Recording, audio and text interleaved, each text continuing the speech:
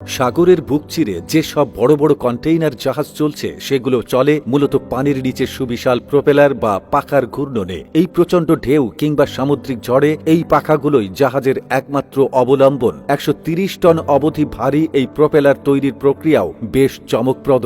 মজার ব্যাপার হচ্ছে এসব প্রোপেলার রেডিমেড কিনতে পাওয়া যায় না, প্রত্যেকটি প্রোপেলার অর্ডার দিয়ে তৈরি করতে হয়, তা সে মালবাহী প্রতির জন্যই বা ক্রুজের জাহাজের জন্যই হোক। একটা নতুন প্রোপেলার তৈরি করতে বেশ কয়েক মাস সময় লেগে যায়। জাহাজের প্রোপেলারগুলো সাধারণত পিতল বা স্টেইনলেস স্টিল দিয়ে তৈরি করা হয়। এই ধাতুগুলো শক্ত, দুর্বহ এবং জলের সংস্পর্শে আসলেও ক্ষয়প্রবণ হয় না। প্রোপেলারগুলো বিশেষ ধরনের মেশিন দিয়ে তৈরি করা হয় যা এই ধাতুগুলোকে নির্দিষ্ট আকার এবং আকৃতি দিতে সক্ষম। প্রোপেলার তৈরি করতে ফ্যাক্টরিগুলোতে প্রায় ২৪ ঘন্টায় নানা ধরনের ধাতু গলিয়ে মিশ্রণ তৈরি করা হয়। ভালো মানের প্রোপেলার তৈরিতে তামা, অ্যালুমিনিয়াম আর লোহার আদর্শ সংমিশ্রণ খুঁজে পেতে হয়। এর জন্য বেশ কয়েক বছর ধরে পরীক্ষা নিরীক্ষা করতে হয় কোম্পানিগুলোকে। লোহার সংমিশ্রণ করে সেটিকে একটি প্রোপেলারের ছাঁচে ঢালতে হয়, যদিও ঢালতে লাগে মাত্র ১৫ মিনিট। কিন্তু এই সময় একটি ভুল বহু মানুষের কাজ, পরিশ্রম নষ্ট করে দিতে পারে। ঢালার প্রক্রিয়া যদি কোনো ভুল ত্রুটি থাকে তাহলে প্রোপেলারটি আর ব্যবহার করা যাবে না,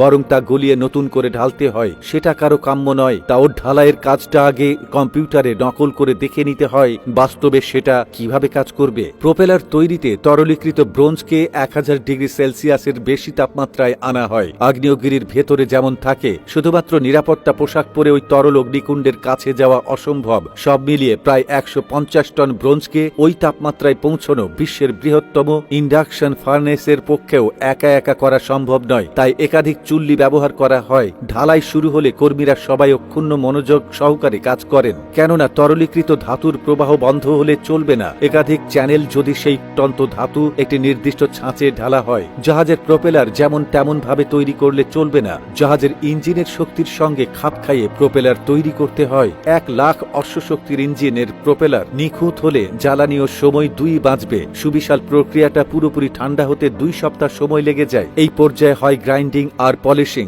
দেখলে মনে হবে যেন কোনো সায়েন্স ফিকশন ফিল্ম। কর্মীরা জয়স্টিক দিয়ে গ্রাইন্ডিংগুলি চালনা করেন। একটু বেশি ঘষা হয়ে গেলে প্রোপেলারটা যায় কাজে, বারবার হাতে মেপে দেখতে হয়। চূড়ান্ত পলিশটাও দিতে হয় হাতে করে, কেননা কোনো যন্ত্রের পক্ষে তা সম্ভব নয়। প্রোপেলারের উপর যে প্যাটার্ন ফুটে উঠবে সেটা এক হিসেবে গ্রাইন্ডার পলিউশনের হস্তলিপি। গুরুত্বপূর্ণ হলো ১ মিলিমিটারের ১০ ভাগের ১ ভাগের বেশি কম্পিউটারের হিসেব নিকেশ থেকে আলাদা না হয়। জাহাজের প্রোপেলারগুলো বিভিন্ন ধরনের কাজ করে। কিছু প্রোপেলার জাহাজকে সামনের দিকে চালানোর জন্য ব্যবহৃত হয়, অন্য প্রোপেলারগুলো জাহাজকে পেছনের দিকে চালানোর জন্য ব্যবহার করা হয়। কিছু প্রোপেলার জাহাজকে ঘোরানোর জন্য ব্যবহৃত হয়।